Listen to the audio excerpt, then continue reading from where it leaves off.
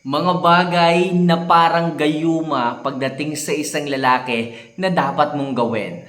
O mga kamamay, kung gusto mo na ang isang lalaki ay magayuma na tipong parang ikaw lagi ang iniisip, ikaw lagi ang kinaakitan, ikaw lagi ang talagang binibigyan ng oras, hindi ka nawawala sa kanilang isipan. Well mga kamamay, ito na nga yung mga bagay na kailangan mong gawin, kailangan mong sundan at magawa mo ng maayos para ang isang lalaki ay lagi kang isipin. Ayun nga sabi ko, parang gayuma na talagang kahuhumalingan ka ng isang lalaki. Kaya mga kamamay, bago natin simulan ang topic na to, don't forget to click the subscribe button, notification bell, and i-like nyo na rin ang video ito para sa mas marami pang love advice na kagaya nito na maaari nyong malaman. Kung napindot nyo na po mga kamamay, yung mga buttons na yan sa ilalim, maraming salamat sa inyo at simulan na natin ang topic natin ngayong gabing ito. So ano nga ba yung mga bagay na parang gayuma pagdating sa isang lalaki na dapat mong gawin? So number 1, kailangan marunong kang sumakay sa usapan at biro. Yes, mga kamamay. Kung gusto mo na ang isang lalaki ay maakit sa'yo at tipong parang magayuma na talagang mababaliw sa'yo, kailangan marunong kang sumakay sa mga usapan at mga biroan. Oo mga kamamay, kapag ang isang lalaki ay biniro ka, yung tipong medyo green, alam nyo na siguro yan, kailangan masakyan mo yan. Kailangan wag kang OA na tipong, ala, ganyan ka naman, masyado na kayong, alam nyo na, masyado na kayong lumalampas sa inyong mga sinasabi. Sa madaling sabi, mabilis kang magalit kapag ka binibiro ka at kahit minsan, nagiging green na yung biro sa inyo, kailangan mga kamamay, magaling pa rin kayong sumakay sa usapan at biro sapagkat ang isang lalaki, kapag ka ang isang babae ay magaling magaling makipag-usap, magaling sumakay sa biro, magaling sumakay sa usapan, talagang maraming lalaki ang mahuhumaling sa iyo. Kung ikaw man ay walang partner, kung ikaw man is walang jowa, walang boyfriend, napakaganda at mahalaga mga kamamay na dapat marunong kang sumakay sa mga biro at usapan sapagkat marami lalo ang mga kalalakihan na mahuhumaling at magkaka-interes sa iyo kapag kaganyan ka sapagkat nasasakyan mo lahat ng mga sinasabi nila, lahat ng mga biro nila is sumasakay ka. Napakagandang oportunidad niyan, napakagandang talent yan talent yan mga kamamay, talento na tipong hindi ka nagagalit at kung meron mang mga bagay na sinasabi sa iyo ay nagagawa mong maging good vibes ito pagdating sa sarili mo sapagkat ang isang lalaki kapag ka nagbiro sa inyo at kayo ay nagalit, hindi na ulit kayo bibigay ng panahon, hindi na po sila matutuwa, hindi na po sila mag-aaksaya pa ng minuto o ng oras para kulitin kayo. Ibig sabihin, hindi sila magkaka-interest sa inyo, hindi sila maaakit sa inyo. Kumpara dun sa mga babae na talagang marunong sumakay, marunong gawing good vibes yung kanilang mga biro na pagdating sa ibang babae, medyo lumalampas daw. So napakagandang bagay kapag meron ka nung kakayahan na makisakay sa biro at usapan. Sigurado ako kapag na-perfect mo yan mga kamamay, magiging maraming lalaki ang mahuhumaling at maaakit sa iyo at magagayuma. Okay? Pagdating sa pag-iisip at pagdating sa pagiging curious sa iyo.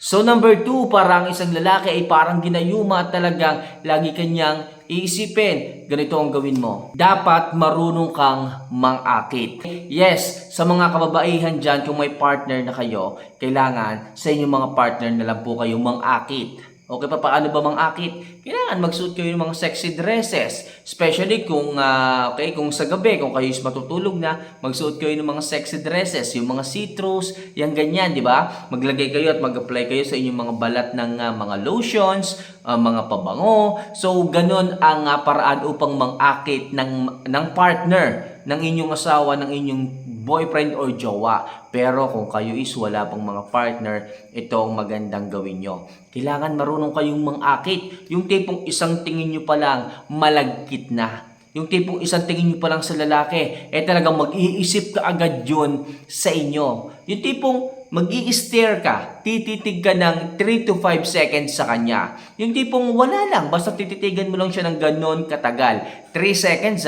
to 5 seconds. Medyo may laman na po yung titig na yon. Kaya ang isang lalaki, kapag tinitigan mo ng ganon, mapapaisip. At para silang magagayuma na magtatanong sa kanilang isipan, bakit kaya ikaw, okay? Bakit kaya yung babae na yon tumititig sa akin ng ganong katagal? Tipong parang may gustong sabihin na hindi ko maipaliwanag. Ganon mga kamamay ang power ng isang titig. Okay, mula sa iyo sa isang lalaki. Para sa kanila, may laman na po yun. At talagang iisipin ka niya para siyang nagayuma sa mga titig mong ganon. Kaya yung number 2 tips ko na yan, napaka-epektibo. Kailangan marunong kang mangakit.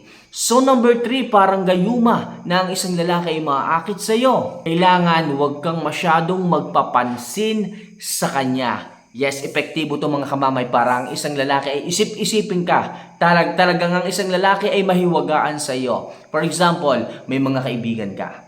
Okay?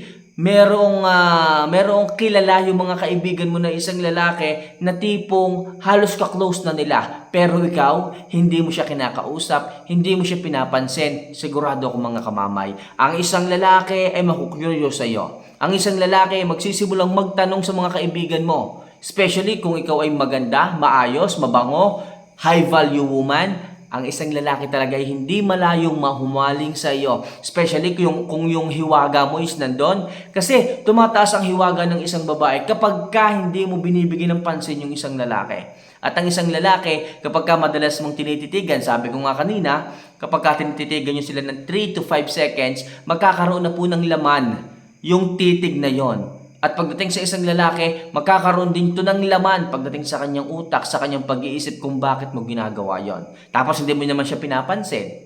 Diba? So darating yung panahon o araw-araw, mag-iisip yan. Bakit yung babae na to tumitingin sa akin? Bakit yung babae na to nagbibigay ng oras para titigan ako ng ganon? Diba? Nakaka-curious yun mga kamamay. Kaya mga kamamay, kailangan huwag mong pansinin ang isang lalaki. Kung gusto mo, nabigyan kanya ng pagkakataon na isipin. Kung gusto mo na maakit sa iyo ang isang lalaki, pues, huwag mo siyang masyadong pansinin at paminsan-minsan, titigan mo siya ng may laman. So next, mahalaga rin na ayusin ang hubog ng katawan. Oo mga kamamay, parang isang lalaki ay parang nagayuma sa pag-iisip at pagkahumaling sa iyo. Ayusin mo yung hubog ng katawan mo mga kamamay. Kahit nakatalikod ka, talagang gusto nilang makita ka in front. Kasi ang lakas ng appeal mo kapag may hubog ang katawan mo, kahit nakatalikod ka, aasamin ng isang lalaki na makita ka. Kasi nga, nandoon nga po yung ganda ng katawan mo at nandoon yung sex appeal na tinatawag. Kaya mahalaga yan upang ang isang lalaki ay parang nagayuma sa pagkaakit sa'yo. Hindi ko na masyadong pagkakahabaan pa yung explanation dito sa tips na to Kailangan ayusin yung hubog ng katawan mo sapagkat mga lalaki sila, mga lalaki kami at yan ang isa sa kahinaan ng isang lalaki. Kaya ngayon pa lang, mag-workout, mag-exercise at makakatulong yan upang ang isang lalaki ay maakit sa iyo, mahumaling sa iyo at parang gayuma na talagang iisip-isipin kanya maghapon magdamag. So next, maging high value yung babaeng alam ang lahat. Yes mga kamamay, kapag ikaw ay maraming talent, yung tipong babae ka pero multi-talented ka sa mga bagay-bagay, yung tipong alam mo, kahit yung mga gawaing panlalaki, kinakaya mo, nagagawa mo, maraming lalaking hahanga sa'yo. Maraming lalaki ang mahuhumaling sa'yo at maraming mga lalaki ang parang magagayuma sapagkat bibihira yung ganyang klase ng babaeng alam ang kakayahang ganyan, alam ang lahat ng bagay. Di ba? Ang isang lalaki, bakit hindi mahuhumaling? Siyempre, kapag naging part ka ng buhay nila, naging partner ka nila, marami kang po pwedeng magawa. Marami kang po pwedeng maitulong sa kanila. Kaya maraming lalaki ang mahuhumaling sa inyo at tipong magagayuma na mangangarap na mapapunta ka sa kanila. Kaya ngayon pa lang mga kamamay, be a high value woman at tipong babaeng kakayanin ang lahat. And last, ayusin mo ang pormahan.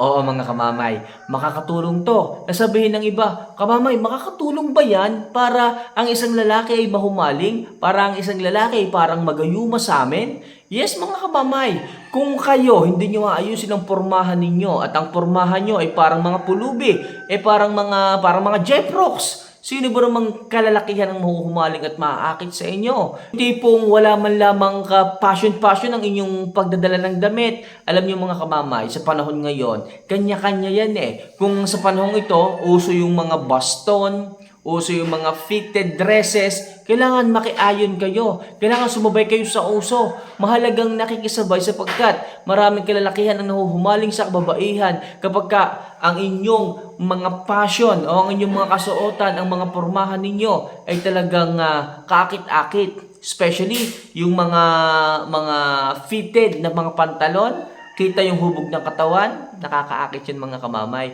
Kaya kung gusto mo na ang isang lalaki ay maakit, mahumaling at parang magayuma na maakit sa iyo, kailangan ayusin mo ang kasuotan mo, ayusin mo ang pormahan mo. Kapag kayo ay lalabas, kapag kayo ay mamamasyal, sigurado ako na ipagmamalaki ka ng isang lalaki na tipong sasabihin niya sa kanyang sarili, akin lang yan, tumingin kayo pero hanggang tingin lang kayo. Sa totoo lang, akin yan. Di ba? Ang sarap sa pakiramdam na inaangkin ka ng isang lalaki sapagkat may katangian ka na tipong hindi nila makikita sa iba.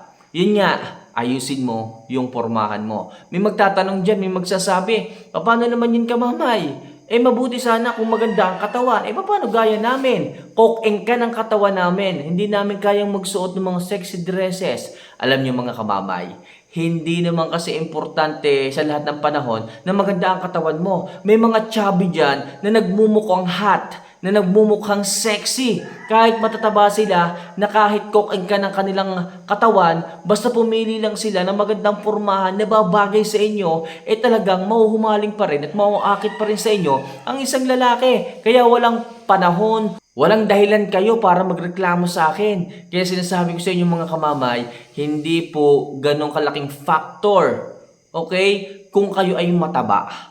Okay, basta pumili lang kayo, magtanong kayo sa inyong mga kaibigan. Kung kayo naman ay nakakakita sa mga TV, sa social media, na mga chubby na nagsusuot ng ganyan, suot ng mga damit na ganito, makikita nyo naman may bumabagay pa rin kahit matataba at mga chubby yung ibang mga babae. Kaya maghanap lang kayo, magtiyaga lang kayo, magtanong kayo. Di ba makakatulong yan mga kamamay sa inyong sarili. Kaya ngayon pa lang mga kamamay, ayusin nyo na ang passion ninyo. Kung mga old styles, old fashion, bitawan nyo na yan, sumabay kayo sa uso. At ang isang lalaki o ang mga lalaki ay lubos na mahuhumaling sa inyo kapag ka may maayos kayong pananamit, maayos ang pormahan, maayos tingnan, at syempre, maganda kayo sa inyong bihis.